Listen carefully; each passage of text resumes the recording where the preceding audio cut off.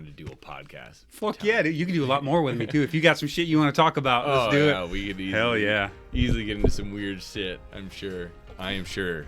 Hello, friends and fellow heathens. I am Bodvarr, the chieftain and Gothi of the Northwoods Kindred. Welcome to the Northwoods Kindred Podcast. We got a super, super cool show today. I got my brother, my kinsman, Jafnhar here. He's going to hang out with us, and he's going to talk to us a little bit about his life and his experiences in Asatru, especially as a member of an Asatru kindred. So why don't you just introduce yourself, tell them a little bit about who you are, and all right. They know you, man. They love you from the videos. You guys have seen me in the videos for the last year or so, and I've been a part of this kindred for 3 years, pretty much from the very beginning. I think I only missed the very first and a couple in between just due to like life stuff, right? But my name's Jafnhar. I live up here. I've been here in the Pacific Northwest for a big chunk of my life, actually well over 15 years now. I have a family. I have a nice piece of land.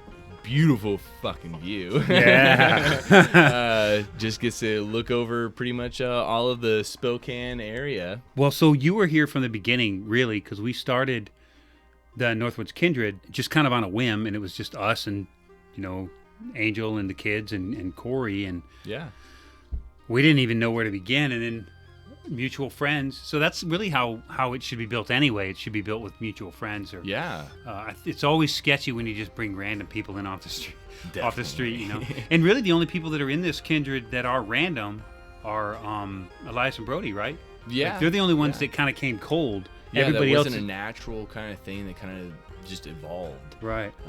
Well, I guess Chris a little bit too. Yeah, but we sought Chris out. That's true. He didn't seek us out. That's so that's a little bit different. So you don't have to create as much caution around that if you're looking for the person.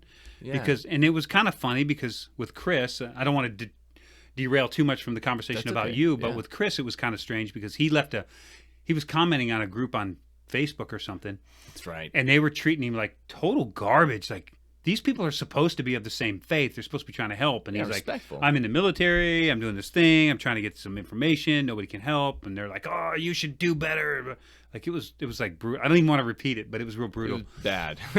So we were on the base, and we're like, hey, dude, we're on the base having coffee. You want to maybe meet up? And we did. And then, of course, you know where we are now. So, yeah. But... so that's a different story than somebody who's like, hey, I seen you on YouTube. I'd like to meet you. That's a little different. That's you know, you gotta like keep your guard up. Isn't that what we're kind of looking for too? That's why we're kind of putting ourselves out there. Right. But even on like Discord and stuff like that, we're trying to social network with people. Yeah.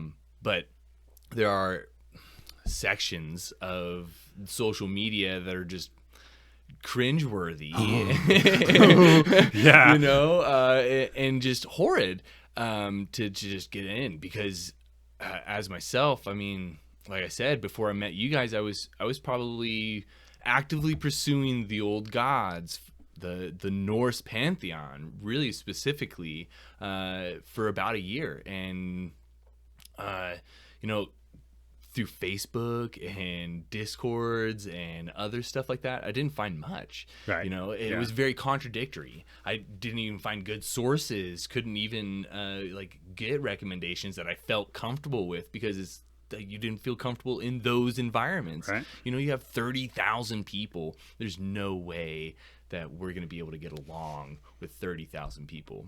Mm-hmm. And there's always going to be those people who are there just to stir shit up. Yeah. So those people are always there. They're even on our Discord, but we deal with them pretty good. Yeah. Between you and the mods, those guys don't last very long. Those guys are on top of it. I'm super busy at work, so I barely even get any time anymore to get on Discord. But yeah. So they are definitely on top of it. Yeah. And we try to clear it out. So you took a big risk because you were just recommended us by a mutual friend, right? Yeah. Actually, my wife works with her still to this day at the local library, and crazy thing, you know, I had talked to my wife about this, and I'd come out essentially. Yeah, yeah, right. I mean, it really was. Of course, I was a real devout Christian. We'd go to church almost every Sunday. I led a really Christian lifestyle, and then all of a sudden it was just like, dude, I feel guilty about my whole entire life.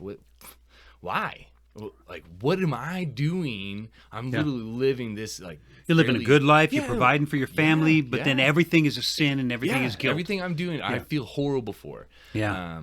And you have to live with that. Yeah, and it's like, what do? I have to change everything about me in order to meet some imagined standard by some people a million years ago. In a perfect world, but this is not a perfect world. Well, no. You know? So, you know, that's you're achieving perfection, but you're not ever going to attain it. And right. That feeling of worthlessness is what drove me away. That and just the disconnect. It felt like, you know, you're sitting in a pew and you're just listening to some dude spew shit. Yeah. And you're not his version of some shit. I have the same book. Why am I not just reading this at home? Like, why do I even need you? Especially when you go through that book and you see that there's so much of it that's stolen from us anyway. Especially now. And maybe not directly. Like, it's got ripped off and modified. But look, I thought this was cool. I thought that this was a neat thing to show. But this was in my mailbox like a week ago. Okay. This is the New Believer's Bible. What the hell? With a tear rune on it. It has it's totally completely it's completely out of context. It serves no purpose, but that is a perfect Tewas rune. Yeah, look. And this is a Bible. Right? Yeah. There. Yeah. And that's a Bible that's designed, the New Believer's Bible. This is the Bible that's designed for children. It kind of puts things in kind of a trendy term. It's like, hey, I'm Buddy the Jesus dog. You know, it's kind of something like that, you know? Like really trendy New Age stuff. Yeah, when was it published? I don't know. I mean, fairly recently. It was just dumped in my mailbox. But I'm sure. But I'm sure that book is full of a bunch of ways why you're not perfect. Why you're not doing what your creator created you to do. 100%. Yeah. There's no doubt about that. So I know, and I think this is probably where I broke away from Christianity too, is when I came to the terms with, it's just the Bible. I don't know. Just leave it on the floor. I don't care. But when I broke away, I think it was the realization that some entity did not create me to worship it. Yeah. It created me to go explore and somehow the knowledge and the things that I learned go back. They go feed the creature that created, you know? Yeah, the energy that's out there. I mean, me literally. as a teenager, I'm like, why am I here? Nothing created me to come here and experience nothing except this. Yeah. That doesn't make any sense. Right. So I sought my own way, and this is where I ended up, and I'm super happy to be here. Right. Let me tell you, the happiest I've probably ever been. Horrible life I've led, choices and not my own choices.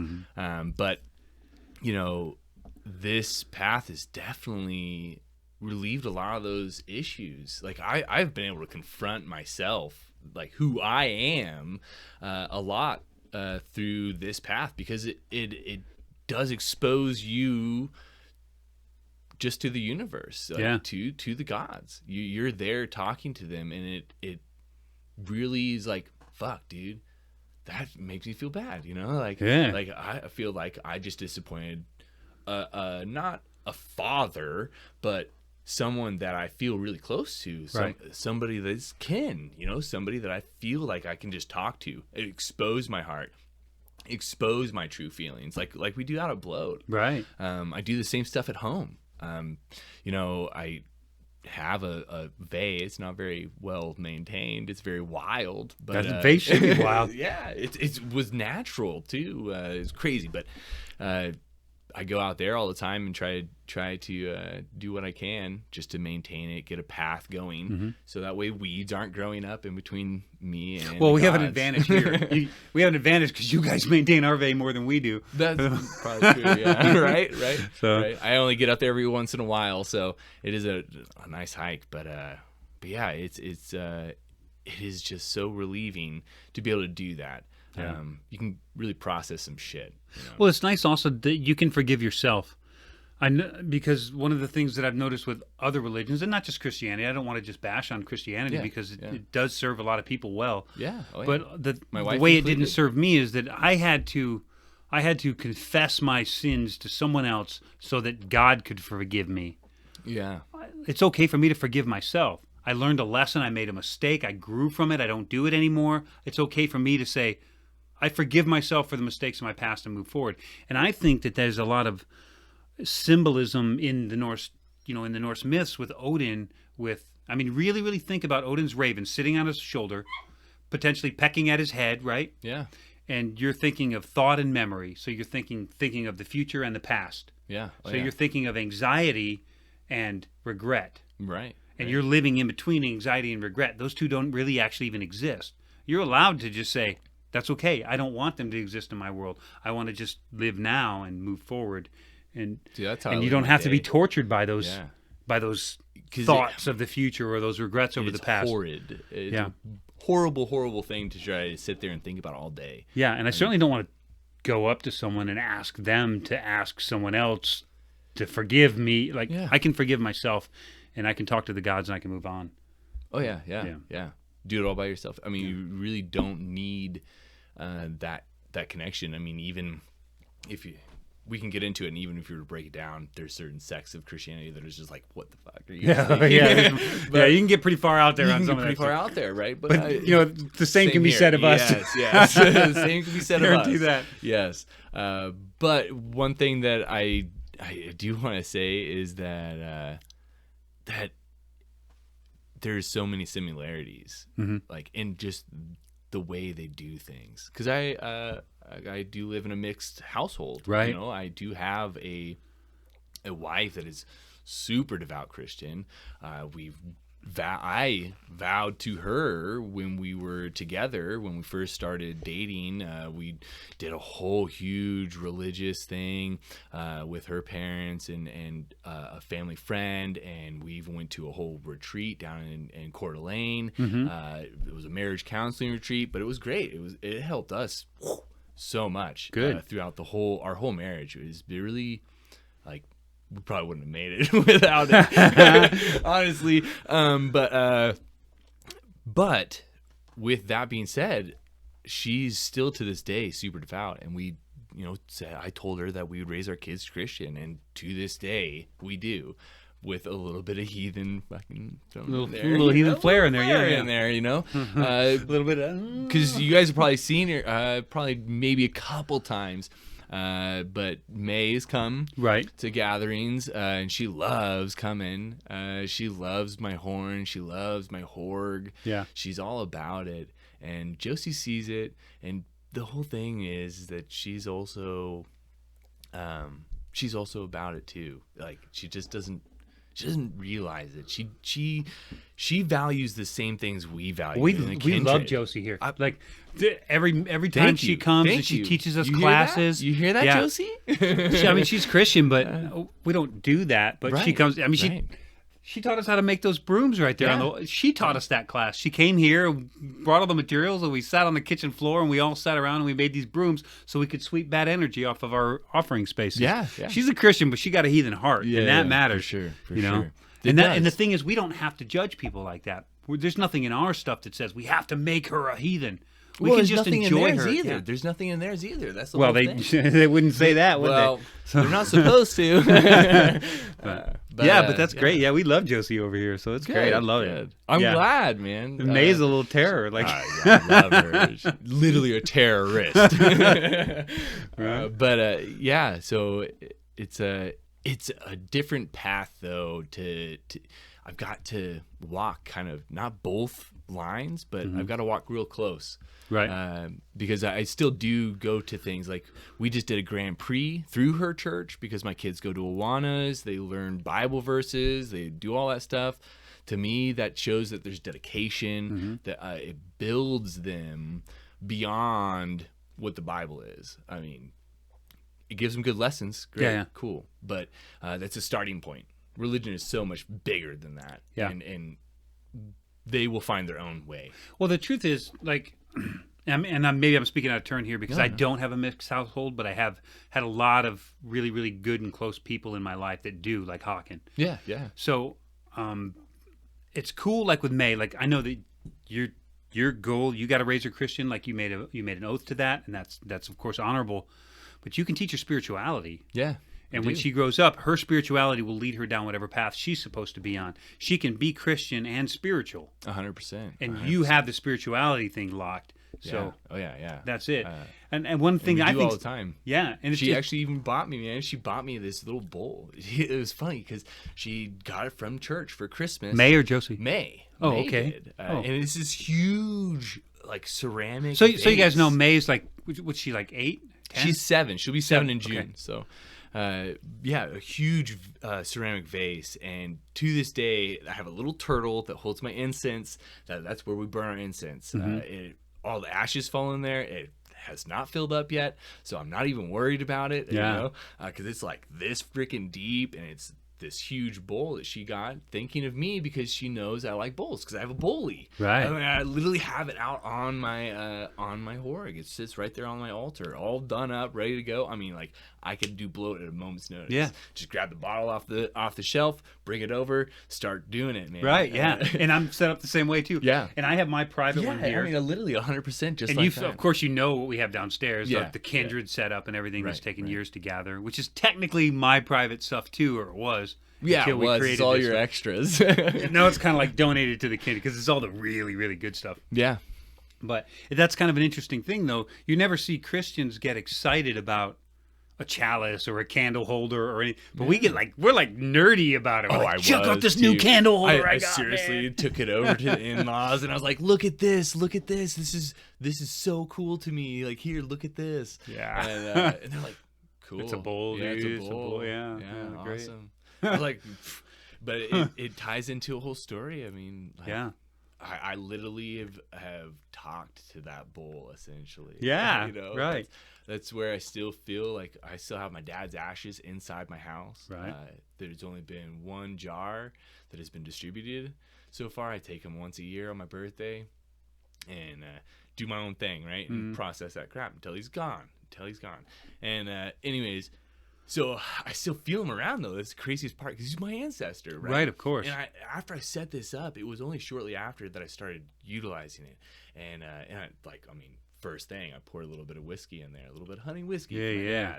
And anyways, started doing all that kind of stuff. And like a week later, it essentially talked to my ass. Right, yeah.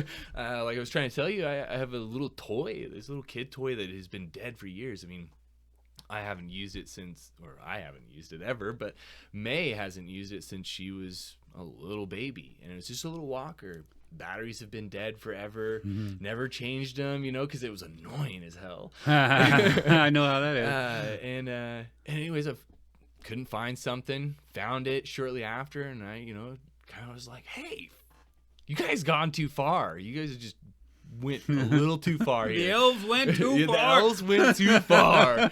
And anyways, I found what I was looking for shortly after that. Right. And then this little thing only says a couple things now, and it's like, here we go. And let's take a walk. And it comes to the most weirdest times, and I immediately know what it is. Like, immediately.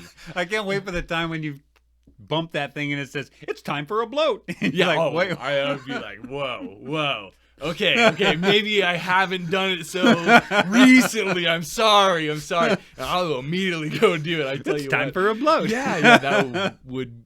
Maybe that's what he's saying when he said, let's take a walk. Let's take a walk. Let's take a walk. You're never going to unhear that now. Yeah, never. That's going to be crazy. Yeah. But it's kind of crazy also to have like this, the mix, because Josie she's accepting. She's always been accepting. It was super hard at the very beginning because she was wounded. She thought things were going to change, blah blah blah, and it obviously didn't.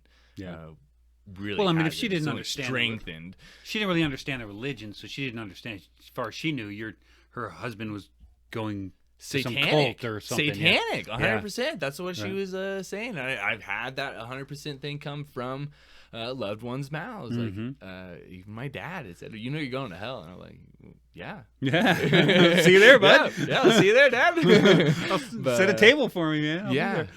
I hope that I go a little further than him then. Yeah. But I'd like to go see him. But it's kind of funny because when you say that, immediately they think that you're just being a sarcastic asshole because you're going to their hell of fire and brimstone. Two L's. They don't understand. Yeah, they don't understand that our hell is just it's where our ancestors lived. Yeah. These other places, like I got a sneaky suspicion that Valhalla might have even just been created by kings. Like it might not have even existed. Right. It was just created Which because makes sense. if you think about it, like our ancestors had essentially evolved their burial rituals basically from the Stone Age up into the Iron Age.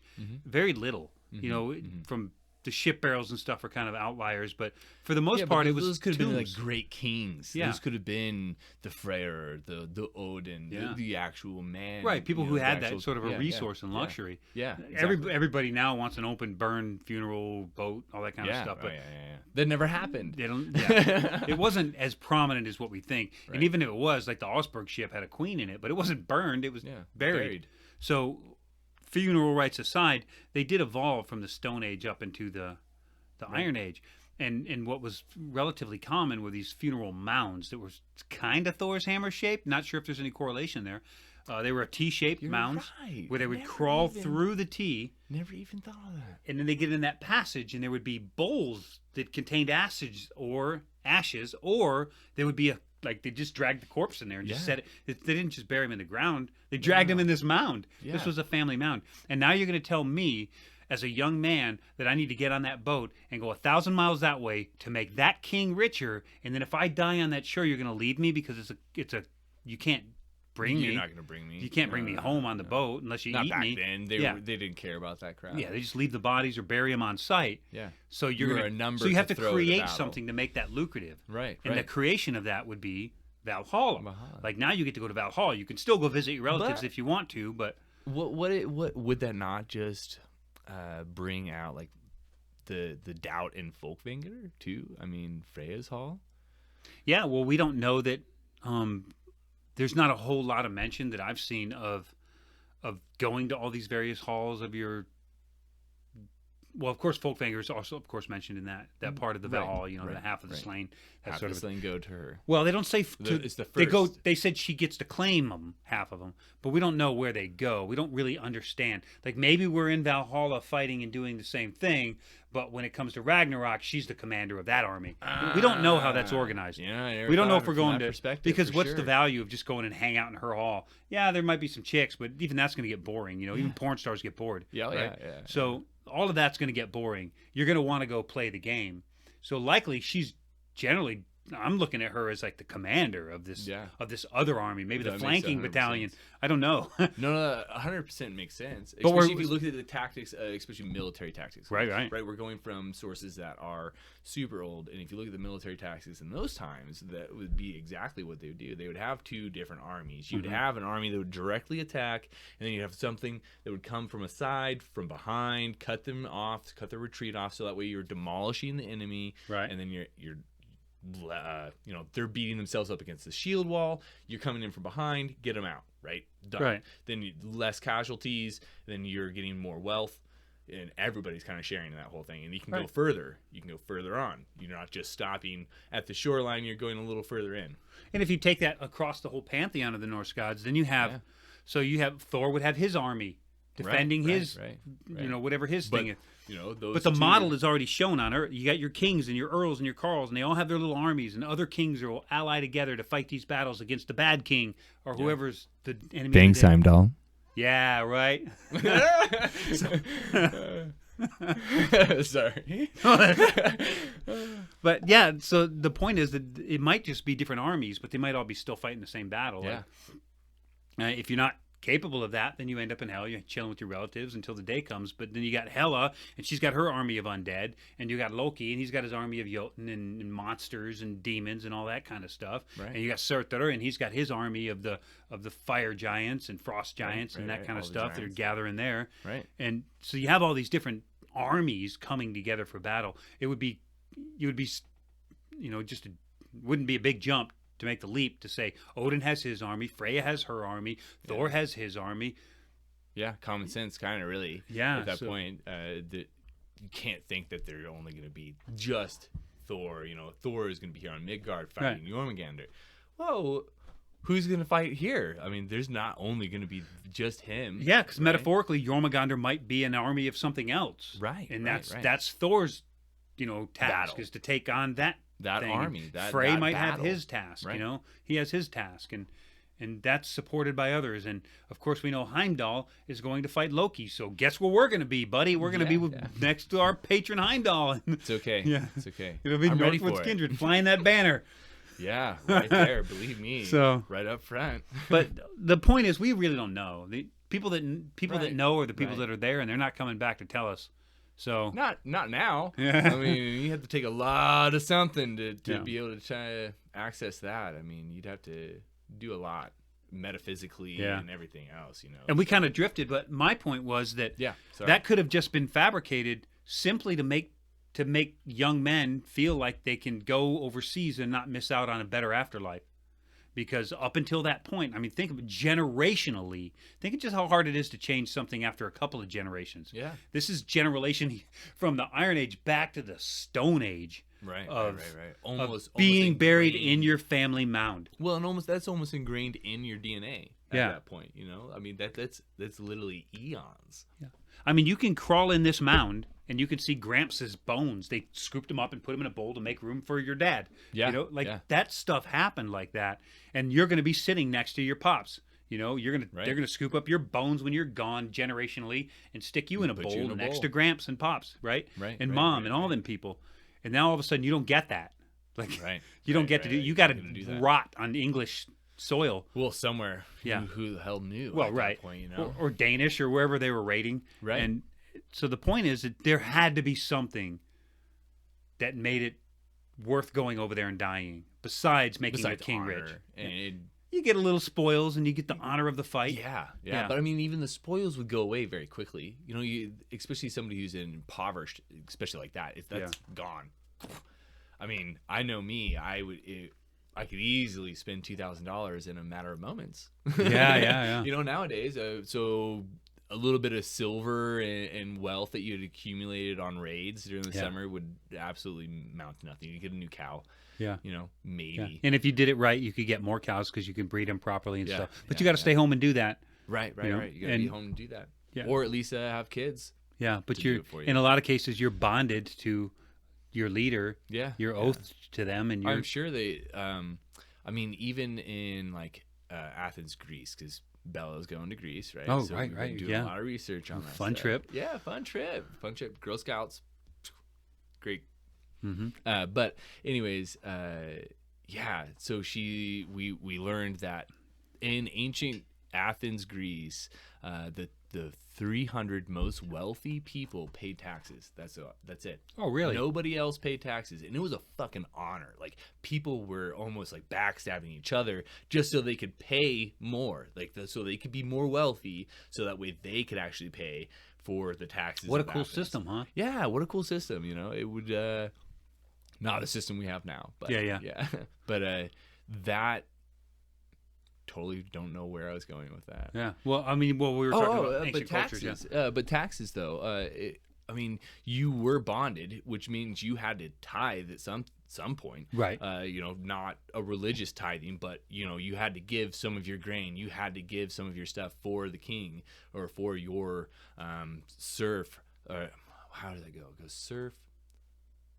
How does that go again? The Teutonic hierarchy. They used to have a serf, and then there was the lord, and then the king, if I remember right. And the serf, you were normally just a not a free man. You were the slave, if I remember right. And they were the ones tilling the fields and doing everything. But that would be a thrall in the Nordic culture. So exactly. You have the thrall, your carl, and your jarls. Yes, exactly the same thing. But you'd have these three tiers, and then a king would be above the jarl. Above the jarl. Because you see it in Vikings. So I hate to use that as an example, but you got the Jarlberg or whatever those. I don't even know. Don't even watch Vikings. Yeah, yeah. I just know the name Jarlberg. Actually, I think Jarlberg was not from Vikings, but from the Northmen, the comic one. The comic one. I think that one's better. I haven't seen that one either, but that one's supposed to be a good one. It's really good. It's funny. But so this concept of paying taxes was very there, right? So you felt indebted to these people because they gave you the opportunity to live on this land. Of course, right? Yeah. And they protected you, right? That's essentially why you're going to raid. Is you're essentially doing an attack before you have to defend, right? Right. sometimes you have to attack first or push out because you're not able to grow enough crops anymore because your civilizations are actually growing. And you can actually see that in historical parts, is that like our civilization had actually started growing to where we were outgrowing like just the basic needs or the basic capabilities of everybody. Not everybody was a blacksmith, right? But most people could grow something because that's what you had to do to feed. Yeah, you had to feed yourself. You had to feed yourself. Hunting or growing something, but not everybody was a blacksmith. Not everybody was a cart builder. I mean, that's a whole different thing. You know? It takes a whole different type of knowledge and skills. Which is why you had to even form cities in the first place, or everybody would be a heathen living out on the heather, around the heath. Yeah. But right on that. There's up until the Industrial Revolution, the blacksmith was probably the most important figure in any civilization. Yeah. You could have nothing without a blacksmith. Yeah. You couldn't have weapons. You couldn't have building materials. Nothing. You couldn't defend yourself. You couldn't even put a hinge on your door. No. Like blacksmith built everything until Industrial Revolution, manufacturing process. Yeah, everything was built by the blacksmith. Yeah, until that Industrial Revolution has made blacksmithing almost obsolete. It's just a hobby now that people do. Some people make money on it, some people don't. But it's essentially just a hobby now. Yeah, but it's a good knowledge to have. I mean, 100%. Yeah, because there will be a time probably when those skills will come into use again.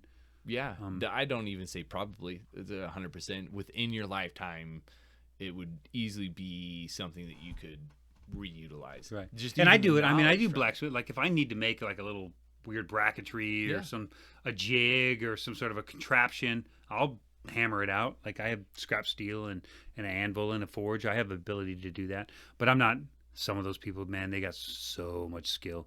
Oh yeah. Like they got magic level skill. So you can see where myths of Brock and Sindri and these magic levels of smithing comes in. And when you look at the technology from the Bronze Age for the brackets and brooches and belt buckles and clasps and hinges, like these things are just immaculate. Yeah, they are perfect. Etsy has a great catalog for like replicas, and it blows me away. Just like you're saying, 100% blows me away. These people using silver and making these silver brooches, not even silver plated, like full on sterling silver, like $400 or $500 for this one freaking brooch. Yeah. Beautiful because it has garnets and rubies in it and sapphires and all kinds of different things you want, whatever you wanted. But you don't find that shit anymore. You have to literally go onto Etsy or online. You can't just go anywhere in America and find some blacksmith or silversmith that's doing that. And they're few and far between. There's a few really talented like jewelers. Yeah, but they're not doing Nordic stuff. They're doing other stuff. But they could do mad talent. Stuff. They could do whatever you ask. But I mean, then you're talking about coinage there. And I'm pretty sure it was always talking about coinage there. Like it was always expensive for whatever period of history you were living in. Exactly. To have stuff like that made. That's a symbol. Yeah. Man. I've been thinking about it. I already have my eye on a pair just for my my Icelandic sheep wool. Oh right. Fur, because I'm tired of using this one. I want an actual brooch. Spaces out, and it's also hot in the wintertime because it is a warm thing. Right. But yeah, I've been eyeballing them. Have you seen Angel's? She has a set of she wears them once in a while. She doesn't dress very much for ritual, but she has those bronze turtle shell brooches. Those are replicas. Yeah. Those are gorgeous. They are gorgeous. Really good quality too. But I think even more impressive than the ability to make that, because once you learn how to melt it, you got any kind of skill in casting, then you can lost wax cast. Like I don't think that, obviously it took thousands of years to figure it out, but I think that that's certainly a technology that they were capable of, because I could go back in that time and use what I know to produce some high quality goods with those materials and what they had going on. So, I mean, simply sand and a little bit of silver, right? Yeah. I mean, and being able to have a process to melt it. Yeah, and a little clay, and like there's some mixtures, but everything that you need to do it was there at the time for either smelting metal or casting bronze and copper and stuff like Especially those, right? Especially after the Bronze Age, so because they pretty much got it mastered, right? Mastered. And then they had to flip the script when they start working with steel, because everything works in reverse. Oh yeah, you quench it to cool. You quench it to soften it. Yeah, and you quench it to harden it in steel. So there's that. But the thing that amazes me was that some of those items were actually gold plated. That's kind of crazy. And how do you plate in the Iron Age? How do you plate something? How do you coat something in the Iron Age? It's not like you're pounding it into foil and carefully wrapping it. There has to be some sort of electric energy in order to make that thing. You got to have an anode and a cathode in order to move that material between the 2 points. I was thinking just even casting it around it. Could you not do that? Yeah, but it'd be thick. It almost wouldn't even be a plating. It'd almost be a coating. Oh. You know? Right. A plating would be very thin. It'd be super thin. Mm-hmm. And they did that. That's crazy. Yeah. That's crazy. Sound. Yeah. Sound. Whatever. Yeah. Sound. Using sound, vibration, energy. Yeah. Yeah. 100% agree. Yeah. Right. Well, that's a whole other topic, right? Yeah. We go down the conspiracy road next. Yeah. That's another podcast. Welcome guys. to my nightmare. Well, that's a different story too. Right. Yeah. Cool, man. So, yeah, well, we kind of drifted a little bit. We did. What I really wanted to talk about was with you, especially because you were solitary, right, for a while? Yeah. Well, year, give or take. Year's a long time when you're by yourself. Yeah, it's a blink of an eye, really. Yeah, but we were solitary too, Angel and I. And to be honest, I kind of found the religion and dragged her into it, you know? Right. But she followed willingly. Right. Which I'm grateful for because it didn't ever cause any friction with us. Right. But we were solitary, and then we were Gallahorn, and then we moved. And while we were still members of Gallahorn, it doesn't have the same sting because we're not there. Right. We'd see Haken would come visit, or Frithie would come visit, or Aldolf would come visit, or Sam. We'd get visits from our kinsmen, but never a whole big thing. Yeah. It was that would fucking suck. Long time before we had a gathering. Suck. Well, that's why we started Northwoods, because we're like, we know how to do it. We've got about the good of example as you could ever hope for in Gallahorn. I mean, Gallahorn Kindred has been a kindred for probably over 25 years. I mean, we've been in it for 22 or 23, but 100% one of them, like, I guess I would have to say one of the truest ones because they did all the research. You didn't have Discord channels and talking to people. Yeah. You literally, like you've said multiple times, you've had to scrounge for any kind of information. Yeah, meet people, get books, things like that, old books, fighting on eBay at the last minute to get this book, you know. Right. Yeah, and all that stuff's automated now. You can go, like, a good example is this book. Like this book here. Obviously, you know that the Viking Age is my favorite, right? Yes. This is Du Chaillu. This is one of the two. I got both of them. Right. They're nasty and dirty. They're beautiful. I'm sure that Herger paid a fortune for these books. Oh, yeah, back in the day. But now $20 a piece, you get a reprint on Amazon. Perfect. Oh, yeah. But the graphics aren't as good. Like look at that. I opened up the grave mounts. How's that? Look at that. How How's awesome is that? Grave mounts. Yeah. On the first pole. So, there's the graphics, but I'm trying to get graphics. So, look how beautiful the graphics are. These are like shaving knives or razors. Look how beautiful those. They're so much better than the reprints. Yeah. But this book was printed in 1889. Like, mine definitely does not look that clear. I don't want to research this. You know, I don't want to. This is a great. This is not. Heirloom. That's not something. Exactly. An heirloom. It's a great heirloom, and better. This was passed to me at our inheritance feast for Herger. Okay. Yeah, because our kinsman who died. So it says Andy in the cover. Right on it. Every book I got from Andy, I just scribbled his name inside of the cover, just to make sure I would never forget that this came from his funeral feast or his inheritance feast, which was 2 or 3 years after he died. By the time we finally got together and went through this box of stuff, because his parents, his whole family, they're all Christians, you know.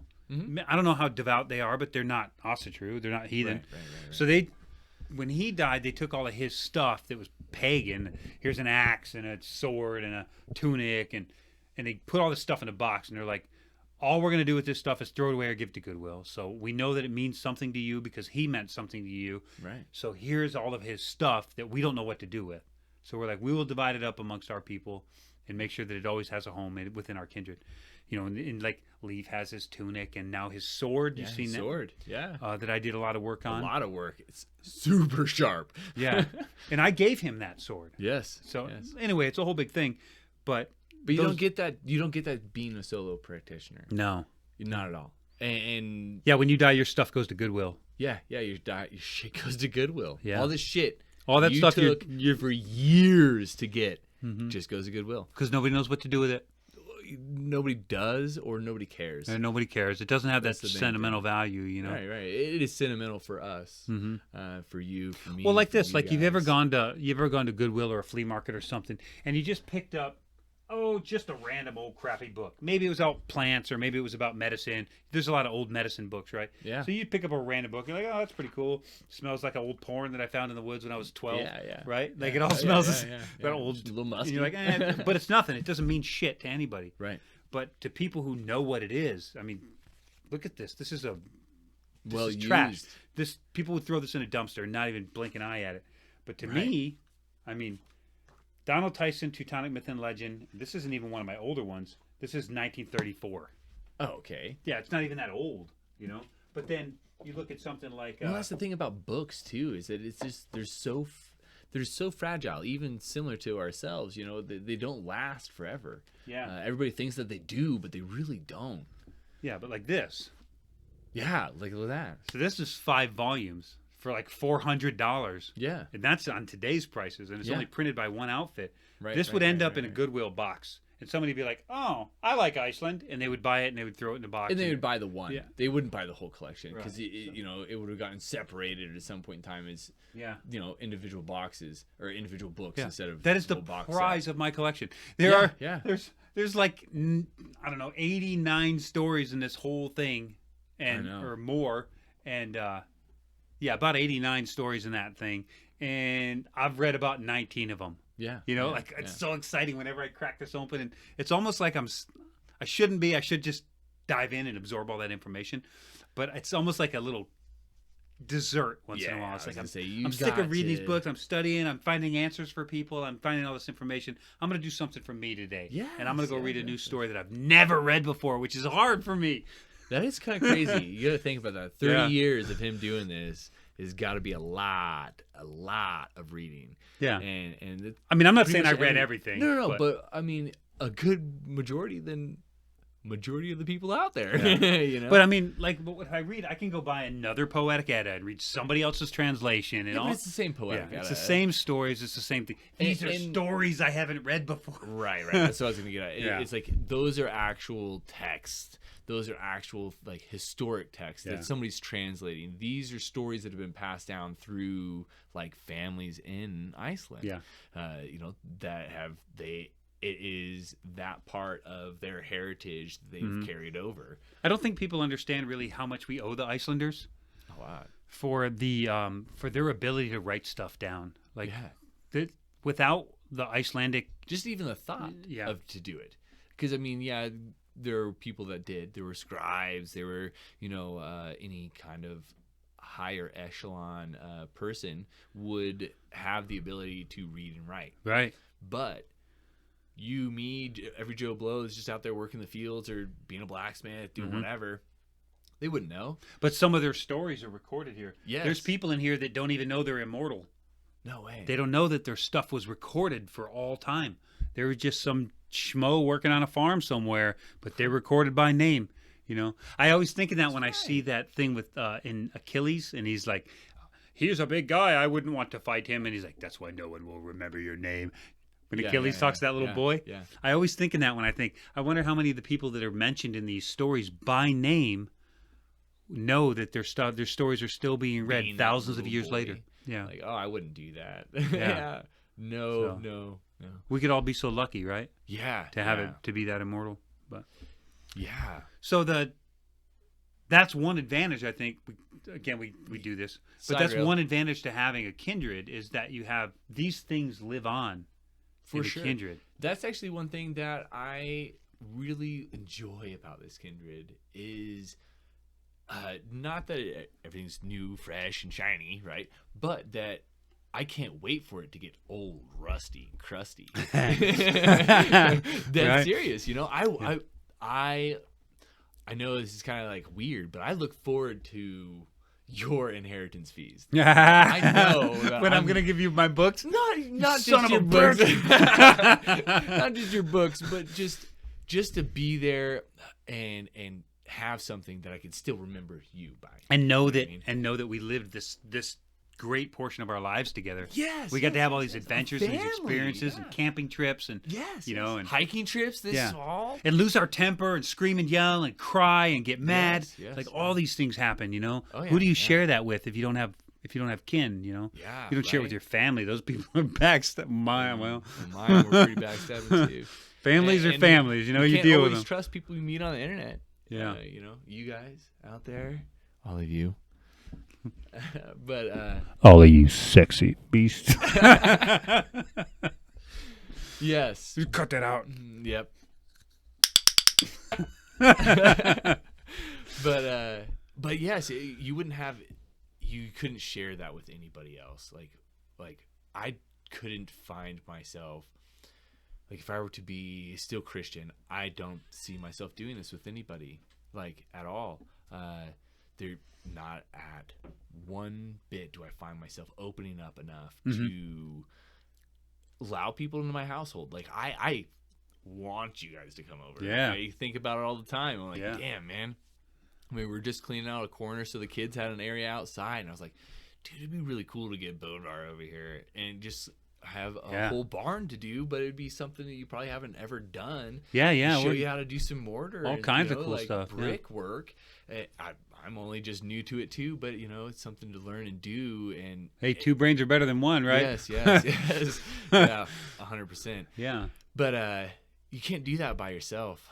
No. And I tried, and I had nowhere to go. I had no idea that there were these resources at all. Yeah. I knew of the Poetic Edda and the Prose Edda. That's it. Right. And there was nothing else to me. It was just plus whatever I thought, my own UPG essentially. Plus, there's the advantage that this is your library too. Yes, that is true. You want to take a book home and read it, you take a book home and read it. This library belongs to you as much as it belongs to me. I just, how it is. It's so here. It's kindred. Too. It's like, and because this kindred is better if we're all well read. Yes. Yes. I mean, we had a live chat on the Discord, and I had popped in. It was super late at night. It was like 7:30, 8 o'clock at night, and Leekner was still doing his thing, and so I hopped in, and they were doing like a pop quiz, just like random ass questions out of the lore, out of all of it. Oh, nice. Yeah, I pop in on their lives once in a while, but I don't like to go in and interrupt it, because I found that when I go in when Leekner's doing his thing, if I speak, everybody's quiet for a while before. Yes. And I don't want to disrupt it, because he's got a good handle on it, and everybody's learning and participating. He does. I only picked it up when it got dull. Like, nobody else had another question. Right. So I was like, oh, hey, well, what did Thor use as bait to catch Jormungandr? Right, and right. It, like, stumped everybody. Did it? Yeah. Oh, nice. It stumped them. Or Leekner got it. Oh, of course, yeah. But anyway, so it stumped most of them, and so everybody learned something at that point in time too, right? And then I even told them what saga it came out of and everything, right? So they had the information to go out and look for it for themselves. And that's cool. Actually, find that information. I try to do that a lot too with my videos. I can't do it with everything, because I would be throwing out references and never giving any real information. Right. But I really like to with some of the more obscure things, is to just point them like, this is where it comes from. Go read it and make your own interpretation. You don't have to believe me. Yeah. And you don't have to agree with me. You can read it and come to a different conclusion than I came to. I'm okay with that. But I find that that's not the norm in the community. No. In the community, it seems like I don't want to speak for the whole community, because that's not my place. Right. But in a lot of cases, I see that if you don't agree with me, then you don't belong here. And that's not the attitude to take, I think. Well, it's not the attitude to take at all. And coming from where I live, I have to respect their life. Of course. They expect my life. Mm-hmm. But that is two different things that just don't mesh. But that mutual respect is what everybody needs. Right. If we all had that mutual respect, the world would be so much nicer. I know, wouldn't it though? Wouldn't it though? Can we all just be friends? Wow. But plus, then you don't have to validate yourself all the time. No, I'm not that. No, I don't think. No, I don't. Why do you think about this? What do you think about that? Tiresome, dude. I can show you on TikTok, right? Well, I can't because my phone's stinks. But right. So TikTok has a Q&A section. Yeah. So you can ask questions. Oh yeah. There's 6, I think, questions in there right now. How do you feel about LGBTQ? How do you feel about gays being Asatru? How do you feel about blacks and Asatru?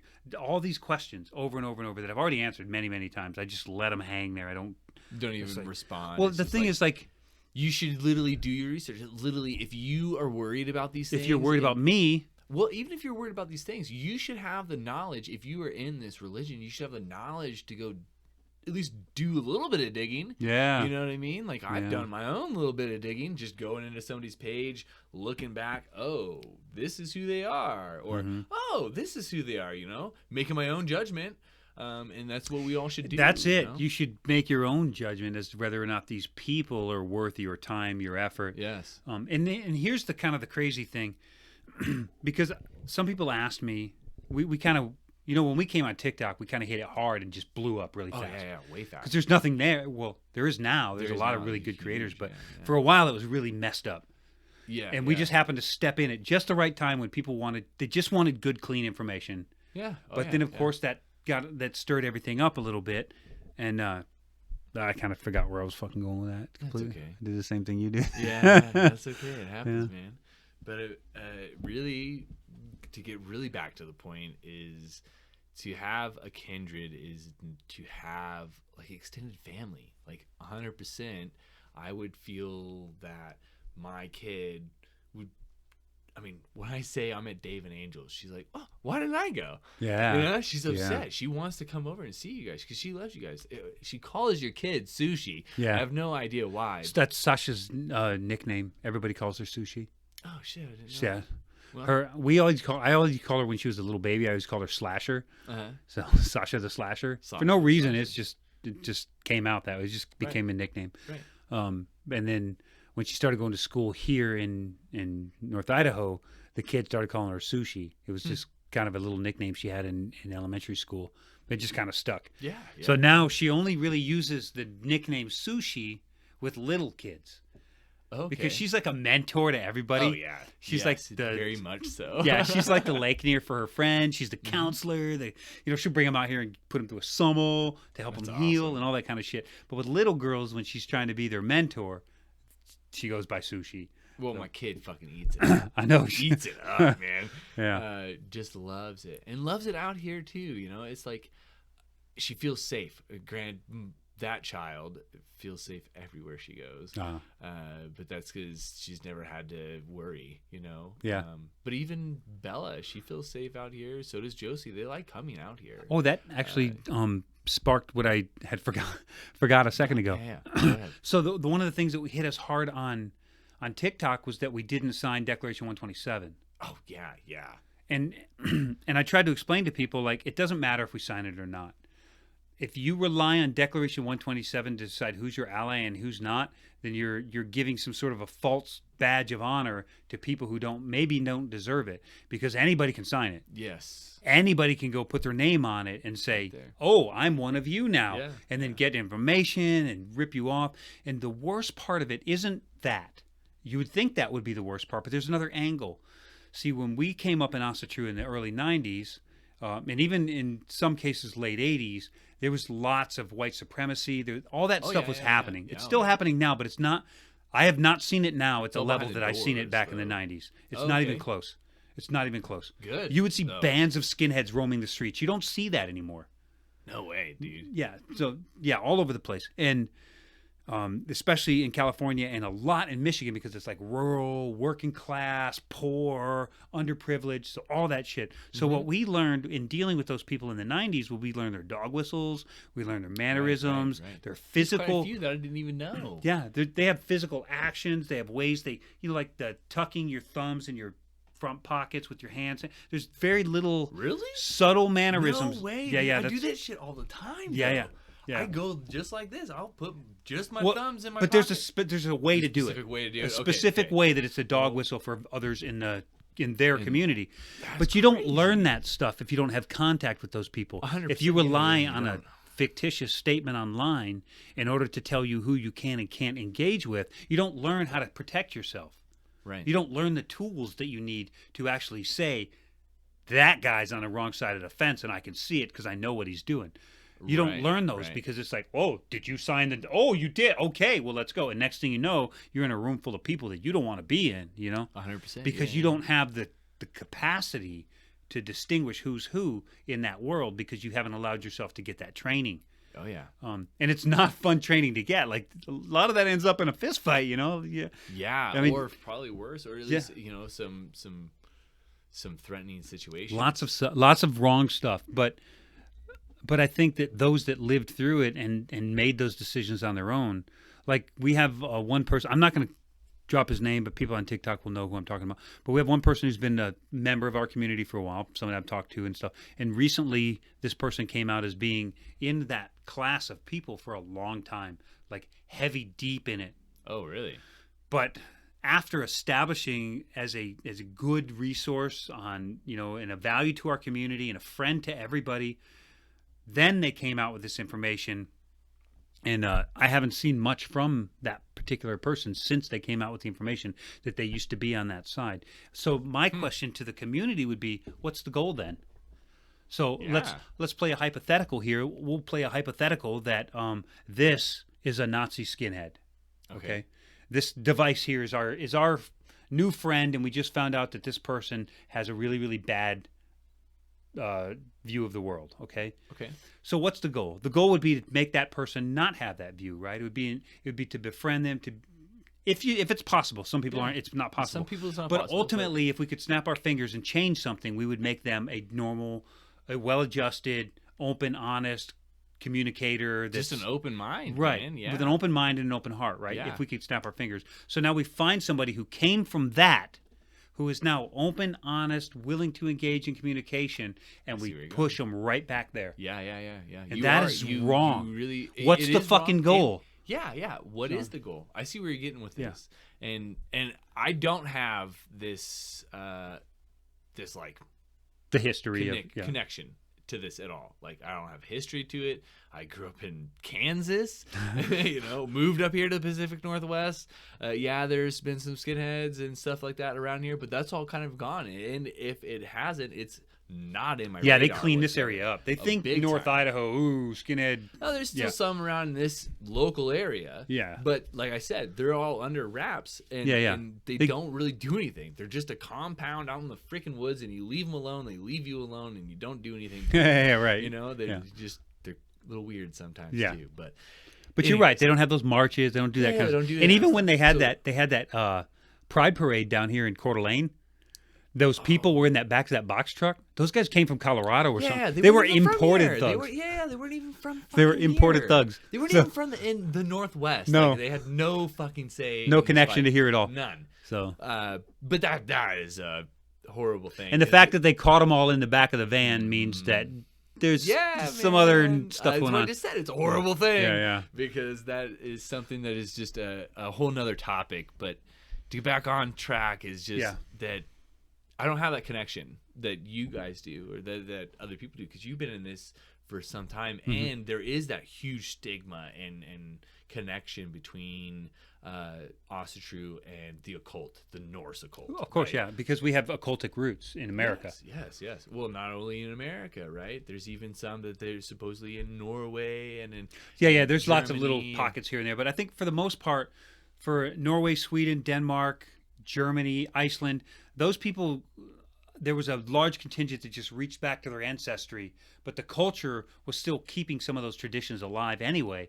They just reconnected them to their pagan roots instead of connecting them to Christianity. But the stuff was still there. In America, even though, I don't know if you know, but there's more Norwegian descended people in America than there are in all of Norway. I am probably from it. Yeah. So we count as that. Yeah. And so trying to get my brain back on track. I know. There's probably just us touching roots with that. That's what I'm thinking you're going with. Yeah. Is that we essentially those would be those occult groups that are reaching way back and touching to things that aren't in this time. Like that's the whole thing with. I gotta, I guess, be a little cautious how I say things here. Of course, yeah. But with racism. You can even find it in recent history that's kind of like a a family kind of heirloom. You know what I mean? Like, right. You're it's right. kinda Yeah. something that just is kind of Just like in further down. here, Asatru's kind of a family heirloom. Yeah. There's the Volkish and the Folkish. They have. No, you can't. You can't do this because you're not part of us. Right. You know? Oh, right. Yeah. But granted, I guess that's a good thing about being in a tribalist. Sometimes I hate to admit it, but sometimes I forget those people exist. I forget that these people exist all the time. I keep looking back over there. But yes. Oh, no, not those. But I mean, sometimes I forget those Volkish people exist. Yes, and then I somebody do brings too. it up, and I'm like, oh yeah, we're still fighting that battle. I don't From think we the are, though. 80s, I don't yeah. think we really are. Well, That's the some whole people thing. Some people are, but really, if you're fighting that battle, are you not just furthering the fucking battle? Well, I think At some people. point that you just have to, you either have to wave the white flag, or you have to just be the bigger fucking man and be like, look, you're off in your own little corner because the community is totally moving away from you. Shun them. Yeah, Fuck shun them. Shun them. Yeah, fuck them. They're Yeah, not shun them. even Don't part- advertise for them. Yes, exactly. Right. This is not the community that we want. You are not part of the community we want. Right. It's something you would do in your own house, your own neighborhood, Right. here where you live. You would shun the people you don't really want. And, granted, that may be a little fucked up, but in dire times, you would probably help them. But when it's just, oh, hey, how you doing? You're going to be cordial. You're going to be nice. You're going to be hospitable. We don't really know most of the time who anybody is. Like we had. That's true. So we had that lady that tried to join us.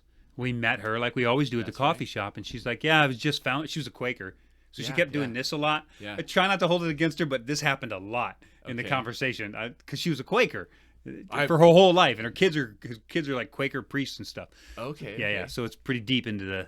And I she have just no idea decided. what even a Quaker really is. So I just Yeah, know they it's- come from Oklahoma. Yeah, well, they're all over the place, I guess. Yeah, they're but, all over the place, obviously. I could admit I don't really know a lot about Quakers either. But the point is, she didn't know anything, but she just felt like this deep-rooted calling to be closer to nature, and her religion wasn't giving that. So she wanted to find something, and she knew that she was Dutch or something. So she figured it out, and then she got a hold of us, but not until after she joined the other organization that I don't want to give any credence to. No credence to But them. she joined them and paid money to join their organization, and I was like, it's not good. Right. Like those people are this, and she's like, well, I didn't read anything about that. So now she's she's then not you're- defending them; she's defending her decisions. Right, she's defending her decisions, but you're also getting that by reading their stuff. Like, it's in there. It's in there, but you don't know the Yes, wording. yes. Yeah. When you say we venerate our ancestors of northern European descent, and Bam, right there. that kind of You stuff. put a specifier on it. Yeah. That is totally sectioning off. Why can't the we whole just religion. venerate our ancestors? Yes. Mine happened to come from Germany and Norway. Yeah. But why can't we just venerate our ancestors? Maybe that person's ancestors comes from Puerto Rico. Why can't they be Asatru and venerate their ancestors? They do, though. Yeah. They do. I know they do. I know they do. Like Yeah. you can look at a vast majority of religions and people's UPG and in different flavors. Yes. And it really kind of does all boil down to the ancestors, their gods, and themselves, right? Mm-hmm. Those are pretty much the three things. You're trying to grow yourself spiritually so that way you can become more in touch with your ancestors and your gods. Yeah. And it really comes down to belief. Yes. So if you don't believe that Odin, Vili, and Ve, or Odin, Honor, and Lothar, you pick whichever one you want. Yeah. If you don't believe that they created the first man and woman, then you would push the narrative that it was a Northern European thing. Yeah. Right? Yeah. Because then it's just a very tight, like, cultural significant religion. Like, it doesn't belong to the rest of the world. Right. But if you truly believe that Odin, Vili, and Ve, Odin created the world with his brothers, metaphorically, even if you want to believe it, because I believe it more metaphorically than actually physically. Okay. Odin and his brothers slaughtering a big giant, ripping him apart, and creating the world. These are metaphors to me. Okay. But they are energies, and if you either believe it or you don't. So either believe that there was a creator that created everyone, or you don't believe it and you're just preaching it out of bullshit. Right. Right? Because it's Right. one or the other. Yeah. So maybe one creator created it all, and to some people that creator is Yahweh, and some people that creator is Odin and his brothers, and Right. some people that creator is something else, Krishna or whatever. Yeah. So whatever they're into, those are the creators, but none of those other religions exclude other people. No. Because if you believe, not even Christianity is supposed to like. I mean, it's a desert religion. Nudge at that, but we have to. I mean, it's not only do we have to, but it's like that's my go-to. Of course, I used to be. I live with it, so it's just my go-to. But even with Christianity, they're not supposed to judge. They're supposed to be open to people. Of course, they're supposed to be kind. They're supposed to be loving, no matter what the fuck they are. And that's why I think where I live is such a good, I guess, a nurturing spot for this, because I am open. I do have this ability to I guess kind of be open and talk. And that makes you question, because I bet there's nothing in here about judge everybody based on who they honor. There's nothing in here about casting judgment on people. There's nothing in here that tells you that you have any right to be a prick to people just because they believe differently. 100%. Or exclude them from shopping in your store, or to put stickers on their car, or whatever people are doing now that are invasive to other people. There's nothing in here that says that. So read your damn book. I mean, like, literally, we do our research. Yeah, we do. We do our research. We do. We read. Those of you that are hateful and watching this, thanks for the subscription and the watch hours. We don't get much of that. We don't get a lot of hate. We get a little bit. We try to stay out of it. I mean, like, literally, I put it into our bylaws that you cannot be part of, like, the social drama shit. Yeah, I can't do the drama, but I can defend myself. But yes. But I did see one. We did have a comment on here on a Last Mind Gothi video we did. And somebody's like, I don't know, like, give yourself to Jesus if you want real saving, or he's the only path to enlightenment, or some garbage. You can look. It's on the last video. And I didn't delete it, and I didn't block him or ban him. I said, prove it. Okay. That was my comment. Yeah. His whole thing was about, hey, you're a bad pagan or whatever, and you got to go do your thing. It was a very quick comment, but it was very pointed at, you should be a Christian. Yeah. Christianity is the only way. And all I said was prove it, because that doesn't speak to me. Because in their book, it tells them that they're supposed to do that. You know what I mean? Does it? Is there anything in there that says you have to go convert? We don't need to be at war with Christianity. Most of us are in bed with Christianity. Yes, 100%. I mean, like, literally, most of you guys are probably purchasing stuff from a Christian, from an Abrahamic faith follower. Right. That is just a fact. Right. You know what I mean? Like a statistic. So with that being said, if we are just a little bit more open-minded, like my wife is, like we are, like we try to be, like Norse paganism is fairly open-minded, because we see, okay, yes, I can see how that could be part of your UPG, to be part of your ancestral, like you venerating your ancestors, you actually doing a little mini bloat to the land vetter, to the house vetter, and doing these things. If we could be a little more open-minded, outside of just our own community and just to each other, it would go a long ways. And I think really that's probably a really good lesson to just wrap this whole thing up on, is just tolerance and open-mindedness. Like you see that thing with Bud Light going on, right? No, have you seen that? Oh yeah, I don't do TV. There's this thing. Bud Light picked this transgender woman to be the spokesperson, put her on a can. People like Kid Rock are buying like 20 cases and blowing them up with shotguns, and it's a whole big thing. Bud Light lost a whole bunch of money and stuff. Bud Light's trash beer anyway. Like, it's trash beer. It's garbage anyway. It's maintenance beer. You get a buzz on good stuff, and then you just gotta use that to maintain it, right? No, not even that. That's like the cheap stuff that in high school. That's what you drink. But the point is, this is something totally unrelated to anybody's real life. Yes. But they're getting violently opposed to it.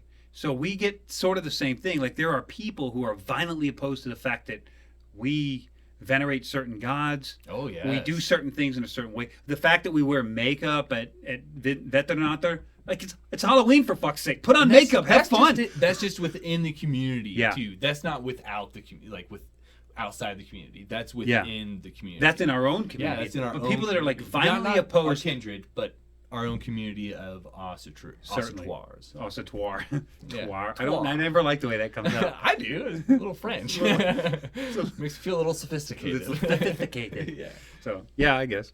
But there are people that are violently opposed to the way that other people do their practice. Yes. I don't care if you venerate Loki. People come at me like, what do you think of people who think of Loki? Well, I don't care. I don't By do all it. means, I don't go do for it, but they have more issue with me not doing it than I have with them doing it. Yes. And that yes. that should tell you something, right? Like right. the whole That idea should of be this a practice little red is flag, guys. yeah. A little red flag right there. And who was it? The first person I heard say it, so I'll give him credit, even though he may or may not have originated, was a guy on TikTok and YouTube called Eric Wordweaver. Yeah. Really intelligent, really well spoken. intelligent, But he said, "Not my hall, not my call." Yes, I love that. I saying. love that. Love He's it. the first one I seen. Raven's I don't know Call where is his podcast. Raven's Call. There you go. Yeah. That's good. It's a So, great podcast. Great. Yeah, I love listening to him talk. He's like really articulate. Yes, he really knows what he's talking about. Yes. Yeah, really valuable member of the community. Very. I love that. Not my hall, not my call. If we could all just kind of adopt that philosophy. Yeah. And like I said, I don't know if he originated it, but I hear other people say, a wise man once said, or whatever. They mention it, but the first place I saw it was Eric. Yes. And yeah, so I'm going to give him full credit for it. So if it's 100%, not, I would if he's agree watching this, Eric, you like give. We both tell listened us where it to came you. from. Yeah. So yeah, so that I think really, if we ended on that, like, mind your own business, really. Yeah. You know, and really. culture. I'd like to Fuck really it. kind of. We were talking about culture for a minute, and we kind of drifted, and I lost my train of thought. But one of the other things that I wanted to talk about when we were talking about the foreign countries, and they just kind of reached back in their culture, and they just kind of incorporated it into Asatru, but we ended up with this occult practice. Yes. It's because we were so disconnected from our 100%. culture. But we have an American culture. That's why I put that flag up. I put that flag up because we have an American culture, and we don't have to throw our culture away in order to venerate these gods of our ancestors. Right. We don't have to do that. Not at all. We can be American. That's why that's why I did. So if you want one of these, it's on my Teespring too. Yeah. American Gothi. You know, we got American Gija, and we'll do American Asatru and all kinds of other cool stuff. Yeah. But the idea is, so the back of this shirt says, "The world needs more Gothi." Yes. Right? Yes, it does. And Angel says, "The world needs more Gidyas." Yeah. Now, the idea is that this says American Gothi. But if you're in France and you want one that says French Gothi, I'll give you one. But the back will say, "The world needs more Gothis." So it's the idea is that your country is on the front, but the world is on the back. Oh, yeah. You get it? Carrying the whole world is joined in the fact that we need so more fucking spiritual cool. leaders in Asatru. Yes, 100%. That's the idea behind the shirt. That's why I put American Gothi, because I am an American. I was born here, of Norwegian descent, German descent, et cetera, with a bunch of other foreign countries. Right? Yeah. Probably got a little American Indian in me. I don't know. I don't do ancestry DNA, so I don't know. But the point is that I am of an American culture, and I don't have to disregard that. I enjoy that. I like it. I like burgers. I like fries, baseball games, Sunday barbecues. I like this stuff. Yeah. I don't want to disregard it Well, because that's part of our ancestors. Yeah, though. I mean, I can learn. Just because our ancestors came from Norway doesn't mean that I mean, like, mine came from Denmark. Yes. But I didn't know that until recently. But I knew that I was Dutch just by my name, by my last name. And I loved that. I love that part. So I always wanted to go to Amsterdam for other reasons, but also to see the city and go to Copenhagen and go to all these places and see these cool, awesome places that my ancestors had been. But that's, way back, like you're saying, we're trying now to touch way back. So we could turn that into like a Make-A-Wish Foundation thing. So we could say, share this podcast with everybody, because if we can get the ad revenue, then you don't have to pay it. I don't have to pay it. Ad revenue can pay it. Make those guys pay it. Guys. And I can take Jafnhar to Denmark. There we go. And we can go to Amsterdam for other reasons.